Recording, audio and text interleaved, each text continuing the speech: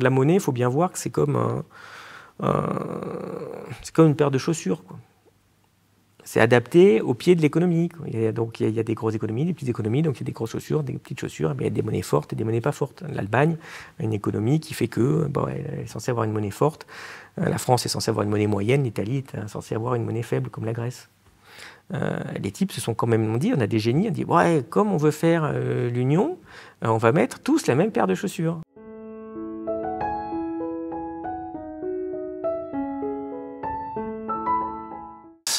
Alors effectivement, pour parler de l'Europe en particulier, les temps sont un peu moroses, n'est-ce pas, avec de l'inflation, avec comment finalement, quel est votre regard un peu global sur l'état actuel de l'économie? Morose, c'est-à-dire qu'on a une économie européenne qui est dopée à triple dose. Et en étant super dopé, c'est-à-dire il faut à peu près 25 secondes au 100 mètres. Vous voyez, c'est le dopage, c'est plus ce que c'était, quoi. Quand vous parlez de dopage, c'est quoi? C'est de la planche à billets? Oui, en tout cas c'est le déficit public d'abord, parce que c'est ça qui est très important. Vous avez pas ça en Suisse, là, vous êtes bien sérieux. Mais nous, on a Bruno Le Maire. Bientôt, on va vous le prêter, vous allez voir, c'est très très drôle. Il arrive à Lausanne, oui. S'il vous dit qu'il veut toucher aux finances publiques, vous dites non, moi je vous conseille. Après, faites ce que vous voulez. Moi je répète, faites pas de propagande, testez, mais je vous déconseille fortement quand même. Mais oui, c'est ça, c'est-à-dire qu'on dépense, on a en France 150 milliards de déficit pour 3 000 de PIB, à peu près plus de 300 de recettes publiques quand même. Oui, c'est 300 de recettes, à peu près 450 de dépenses. Waouh, c'est bien géré ce pays-là. Et quand vous faites ça, vous avez donc une croissance de 0,2, 0,3 par trimestre. Donc c'est quand même assez phénoménal. Donc on est en train d'assister, je pense, au début de la révélation des vraies conséquences du néolibéralisme qui sont en train d'apparaître. C'est qu'on a pris ce tournant. On a été leader en France grâce aux socialistes français, et ça pour le néolibéralisme, ils sont vraiment champions, qui ont commencé par s'attaquer à toute la régulation bancaire, financière, etc. au milieu des années 80. Sous Mitterrand. Sous Mitterrand, oui, tout à fait. Et ouais, on a dérégulé le système. On était les premiers à déréguler les banques en France. On a vraiment battu les Américains, les Anglais, ils nous ont copiés. Après, c'est non, mais ça, on peut. Ouais, pour n'importe quoi, ça a vraiment été très, très bien. C'est français. Après avoir commencé à déréguler ces parties relativement périphériques, après tout, c'est vrai que en soi, à très court terme, c'est pas très grave. C'est à long terme que ça devient grave. Mais bon, il ne se passe pas grand-chose quand vous dérégulez les banques. Elles n'ont pas fait faillite non plus en 15 jours. Mais évidemment, après, le néolibéralisme a continué à se développer dans les années 90, 2000. Et puis après, on a commencé à attaquer un peu plus les choses sérieuses, c'est-à-dire déréguler les contrats de travail, les protections sociales, etc. etc. À un niveau relativement encore, malgré tout, mesuré en France par rapport à ce qui s'est passé dans d'autres pays. Enfin, c'est un mouvement qui a été très problématique socialement et donc qui pose des problèmes aussi en termes de pouvoir d'achat, en termes de capacité à faire tourner l'économie. Donc ça, c'est un problème, je dirais, qui est structurel, mais qui pourrait concerner beaucoup de pays frappés par le néolibéralisme en Occident. Mais simplement, comme c'était un peu trop facile, les types se sont dit, tiens, on a une bonne idée si on faisait une monnaie unique aussi. Alors ça... L'euro. Ah oui, et oui, c'est ça. Ce que, normalement, à peu près tout économiste sérieux en dehors de l'Europe a dit, mais vous vous droguez ou quoi là, c'est n'importe quoi votre truc. Et pourquoi exactement? Ah, pourquoi? Parce que, toujours dans la partie théâtrale, les types se sont dit... fondamentalement, ils ont fait ça pour des raisons politiques et pas pour des raisons économiques. C'est ballot, parce qu'on parle de la monnaie quand même. Parce qu'ils se sont dit... de toute façon, je crois même que c'est Jacques Attali qui explique ça très bien. En faisant ça, ça va créer plein de problèmes, et donc les grouillots ils seront bien obligés de faire notre rêve, c'est autrement dit les États-Unis d'Europe, un seul pays, et puis voilà, on n'en parle plus, hop, circuler, il n'y a rien à voir. Ce qui remonte aux racines de la construction européenne, certes sous forte influence américaine à la base, mais enfin il y a aussi ce sentiment-là qui existait depuis longtemps, sur lequel je ne jette pas trop de cailloux, sur les types qui, après la Deuxième Guerre mondiale, se sont dit, bon, les guerres entre pays, là, c'est pas terrible, le mieux pour qu'il n'y ait plus de guerre entre pays, le mieux c'est qu'il n'y ait plus de pays, on va en faire qu'un. Bon, d'accord, ok, j'ai pas de souci, on sort d'une période difficile, mais on peut penser qu'une fois que le niveau d'ébriété a un peu retombé, on devrait se dire non, quand même, c'est hélas pas trop possible parce qu'il y a des différences entre pays, entre populations, entre peuples, entre cultures, entre économies, entre tout ce que vous voulez, qui fait que non, c'est peut-être pas la bonne idée de faire un seul pays. Ceci étant, il y a sans doute plein de choses à faire pour qu'il n'y ait plus de guerre et qu'on ait des bonnes coopérations, etc., etc. Mais bref, pour en venir à le rêve, effectivement, si vous faites une monnaie unique, ce truc génère des problèmes et ces problèmes ne peuvent se conclure que par soit l'éclatement de la zone, ce qui se passe à peu près tout le temps sur des zones monétaires dans ce genre de cas entre pays différents, soit en effet par le rêve de faire un seul pays, et ça à mon avis c'est pas pour demain, pour des raisons assez évidentes. Et donc ce serait plutôt l'implosion? Oui, bien sûr, bon, ça finira probablement comme ça. Mais pourquoi je dis ça? Parce que quand vous faites... c'est ça qu'il faut bien comprendre, parce que quand vous faites une monnaie unique, de prime abord, c'est vachement sympa. C'est vachement pratique. Vous pouvez aller en Allemagne, en Belgique, tiens, c'est la même monnaie, j'ai pu m'embêter avec du change. Ok, c'est essentiellement ça d'ailleurs. Le seul avantage, j'ai plus besoin de faire du change quand je vais en Belgique ou en Allemagne. Bon, ceci étant, vous me direz, c'était pas non plus une contrainte existentielle et vitale à ce point-là, sachant que 99,5% des gens ne vont quand même pas tous les 15 jours en Allemagne. Oui, bon, ça a économisé 15 € de frais de change peut-être sur 10 ans. Ok, d'accord. Inconvénient, il y en a, des petits inconvénients, c'est que la monnaie, c'est un stabilisateur normalement automatique des économies. Prenons la France et l'Allemagne, puisque c'est ce qui s'est passé. C'est très drôle, quand on crée le nouveau franc en 58, ça vaut à peu près 1 mark. Peut-être même d'ailleurs exactement 1 mark, je ne sais plus, mais en tout cas la valeur c'est à peu près la même chose. Quand on passe à l'euro, donc années 90, donc une trentaine d'années après, c'est quand même de 1 à 3 le rapport.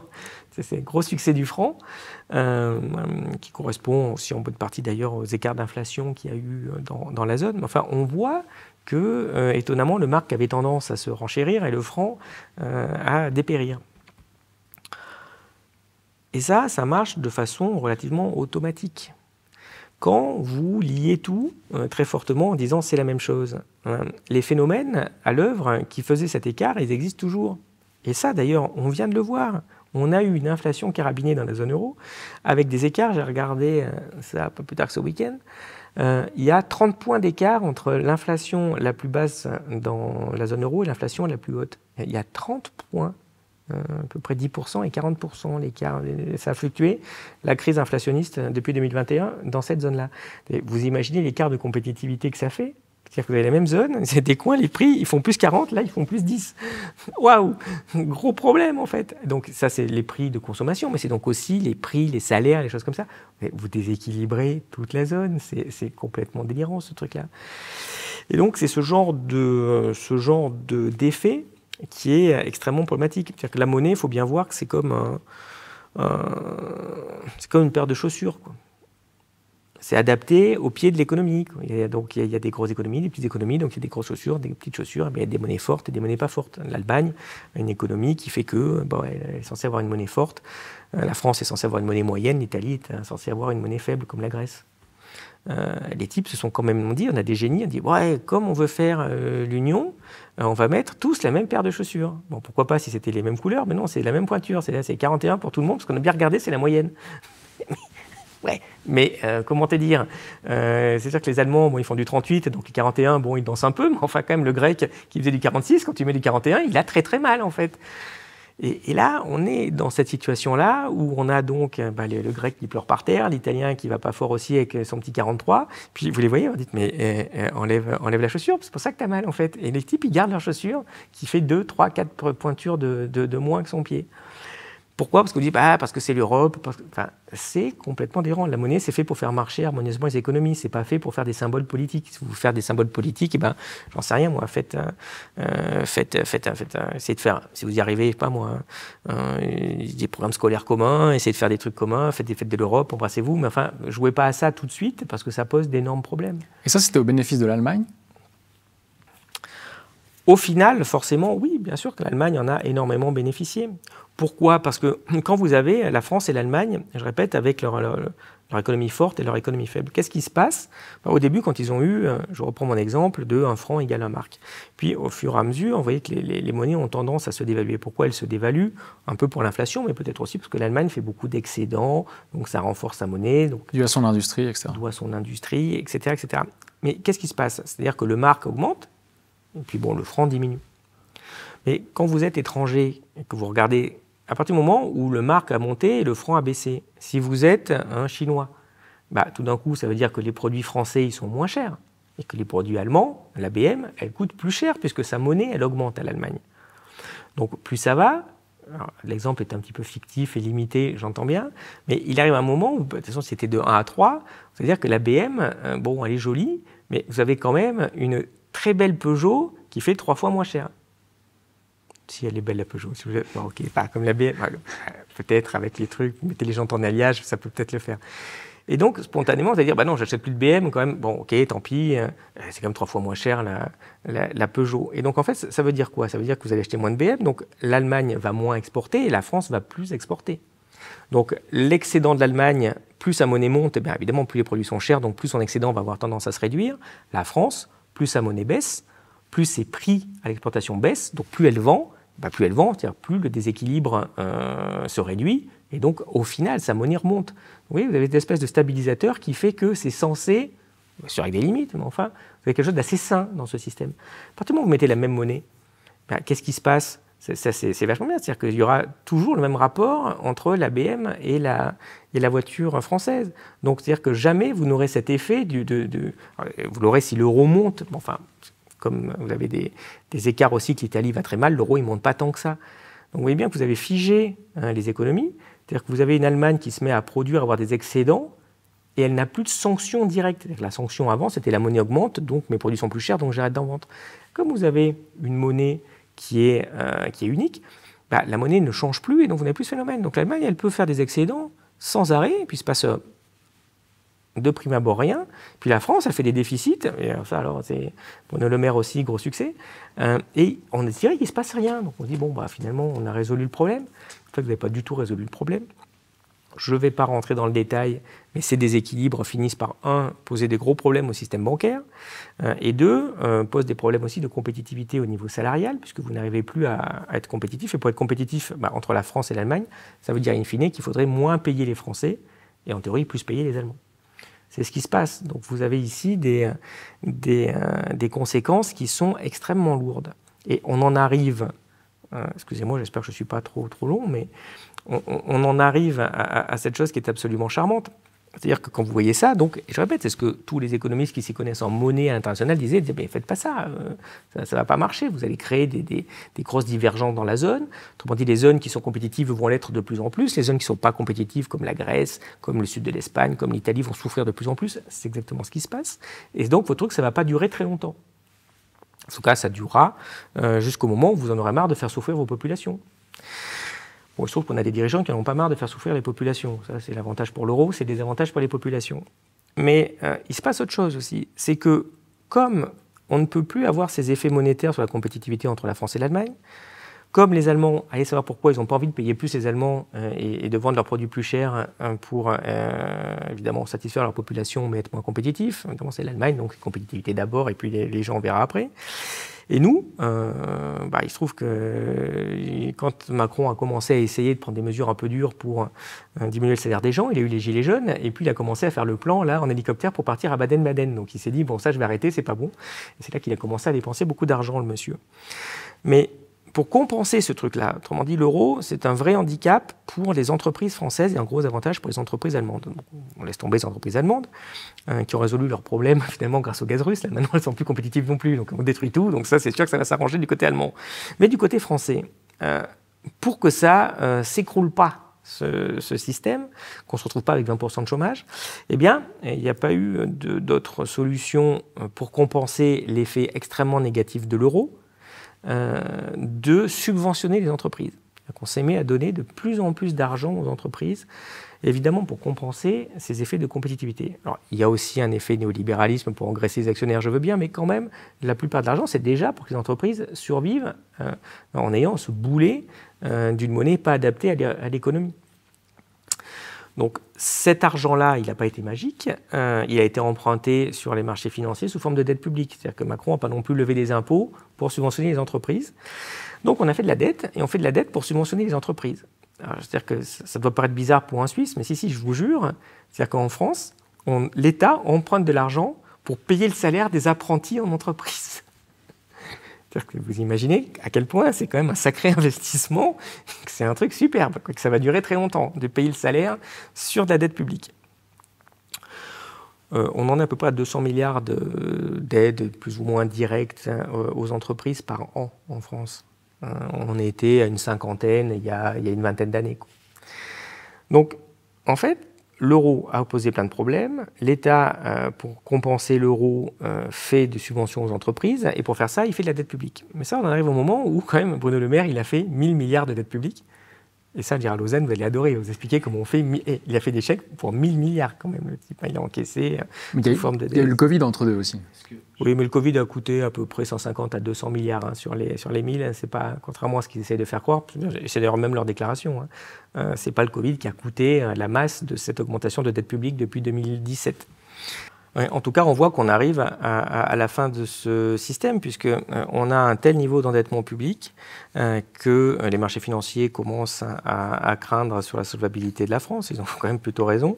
Et donc, la Commission européenne nous tombe dessus, les voisins nous tombent dessus, et aussi à raison. Donc, il y a un moment où on ne va plus pouvoir continuer à dépenser autant d'argent. Donc, ça va être un des gros enjeux, d'ailleurs, en France, du nouveau gouvernement, parce que là, on a eu un petit psychodrame pour savoir si c'était Pierre-Paul Jacques qui allait gouverner. Donc ça y est, on sait que c'est notre ami Barnier.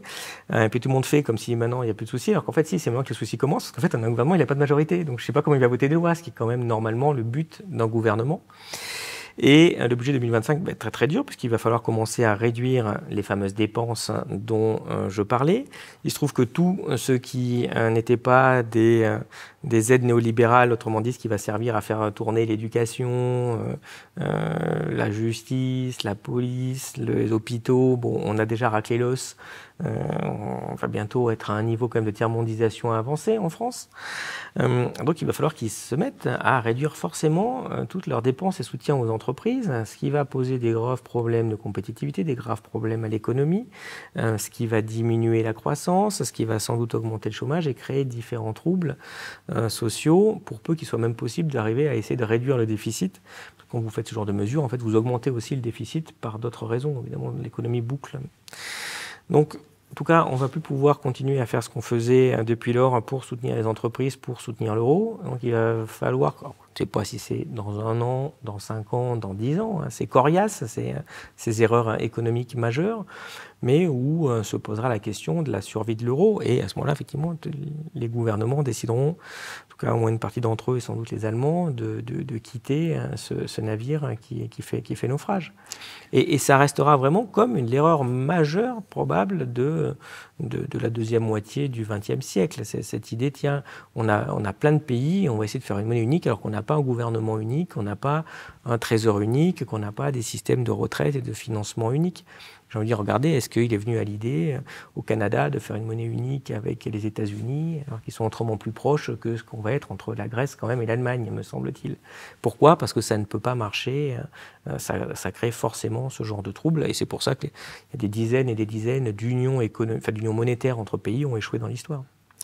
Et il est peut-être aussi assez piquant de voir que dans ce processus de réduction des dépenses, on mandate des cabinets de conseil qui sont rémunérés extrêmement cher pour faire ces plans, justement.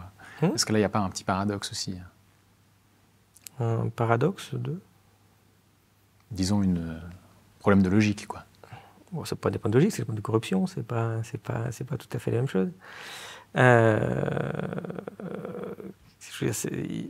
Il est sûr que d'un côté, il y a un problème de compétence au niveau du personnel politique, ça paraît assez évident pour plein de raisons, mais la majeure étant sans doute liée aussi à l'Union européenne, j'y reviens, mais aujourd'hui être ministre en France, vous n'avez plus de pouvoir en fait, votre pouvoir va être de faire des tweets.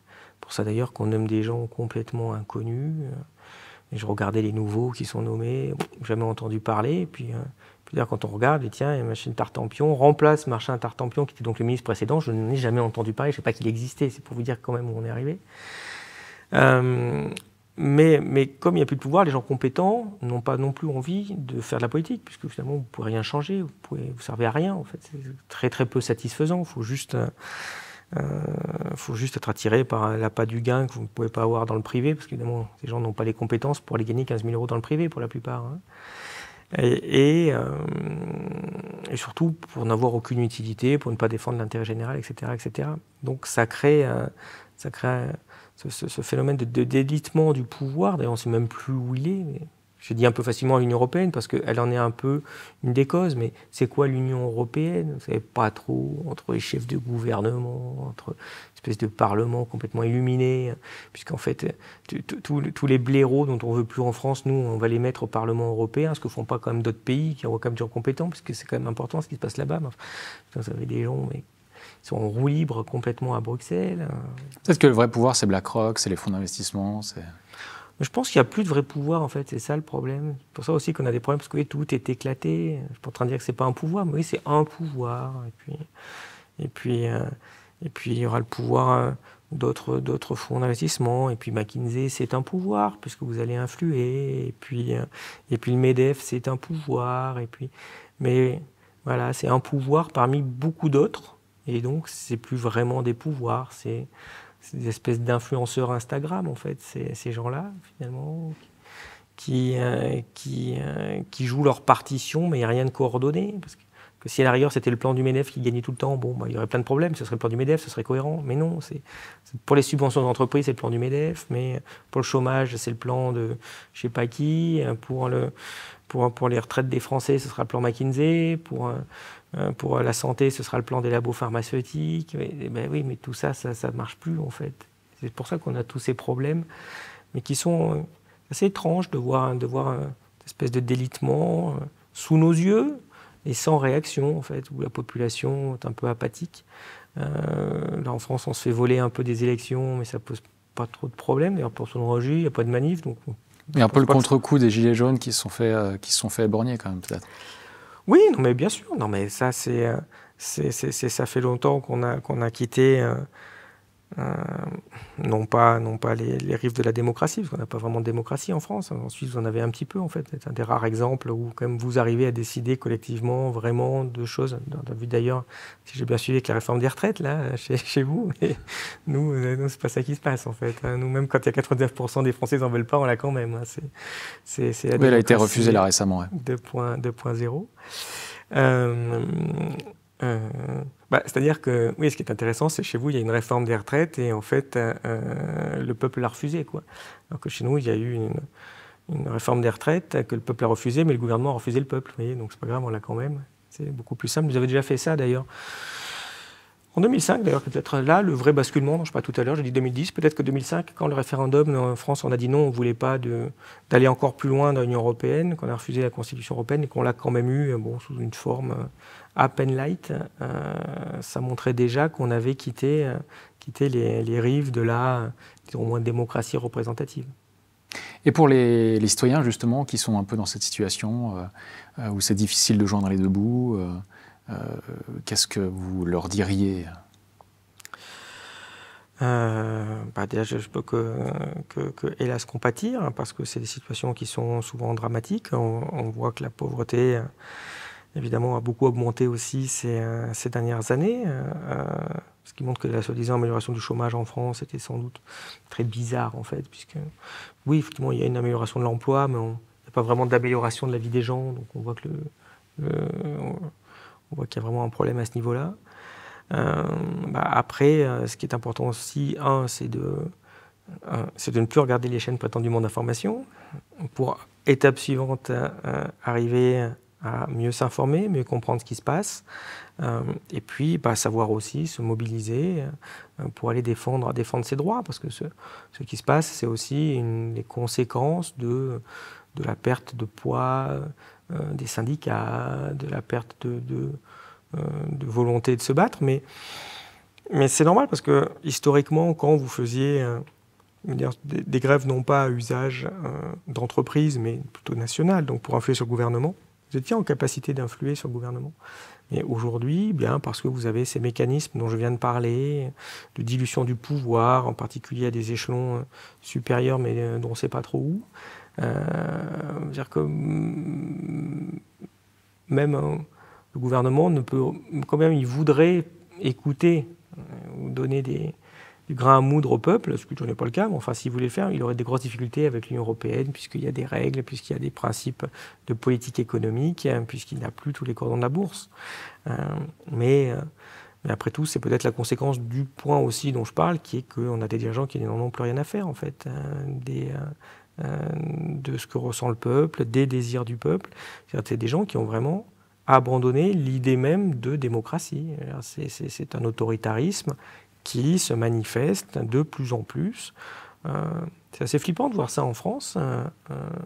En quelques années, comment un pays vraiment bascule déjà d'une démocratie représentative social-démocrate gentillette à un truc déjà beaucoup plus autoritaire, avec des dégueulasseries permanentes, d'un pouvoir politique et d'une classe politique qui est vraiment méprisable, mais je dirais même pas politiquement, ne serait-ce que humainement. Oui, vous avez des gens qui sont des gens abjects, en fait.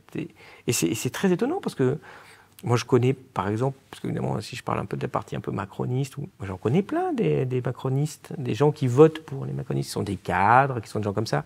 Mais enfin, ce sont des gens normaux. On pourrait dire, OK, ils sont un peu dans leur tête avec l'Union européenne, machin. OK, mais ce ne sont pas des gens abjects.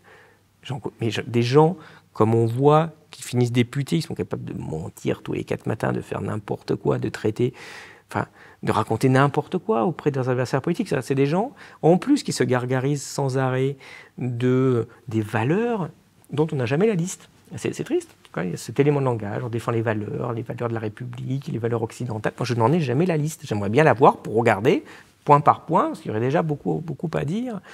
Mais qui se disent, soi-disant, attachés à l'histoire, nos pratiques, mais quand vous regardez, qui sont dans un mépris des pratiques, mépris de l'autre, et ce sont des gens qui sont...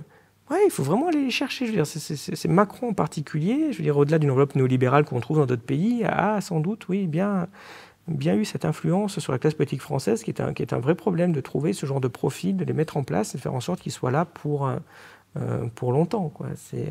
C'est un vrai sujet, c'est un vrai sujet aussi, d'inquiétude.